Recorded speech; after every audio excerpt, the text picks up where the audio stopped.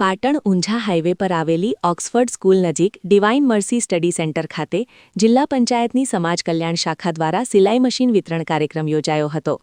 સામાજિક ન્યાય નિધિ અંતર્ગત 112 મહિલાઓને સિલાઈ મશીન આપવાના હતા.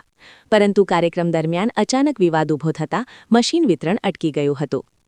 કાર્યક્રમમાં જિલ્લા પંચાયત પ્રમુખ હેતલબેન ઠાકોર અને સામાજિક ન્યાય સમિતિના ચેરમેન નિકિતાબેન પરમાર સહિતના પદાધિકારીઓ હાજર રહ્યા હતા. સ્વાગત અને ઉદ્બોધન બાદ મશીન વિતરણ શરૂ થવાનું હતું. પરંતુ અચાનક પદાધિકારીઓ અને અધિકારીઓ સ્થળ છોડીને નીકળી જતા લાભાર્થી મહિલાઓ આશ્ચર્યમાં મુકાઈ ગઈ હતી. ન્યાય સમિતિના ચેરમેન નિકિતાબેન પરમારે ગંભીર આક્ષેપ કરતા જણાવ્યું કે જો મશીન વિતરણ કરશો તો તમારી ખેર નથી તેવી ધમકી આપવામાં આવી હતી. છેલ્લા 8 મહિનાથી પ્રક્રિયા ચાલતી હોવા છતાં છેલ્લી ઘડીએ રાજકારણ રમાયું હોવાનો પણ તેમણે આરોપ લગાવ્યો છે. ઘટનાની જાણ થતાં ધારાસભ્ય કિરીટ પટેલ પણ સ્થળે પહોંચ્યા હતા.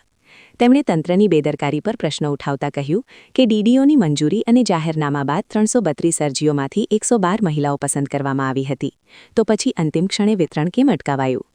રિપોર્ટ અનિલ રામાનુજ, રાધનપુર, પાટણ.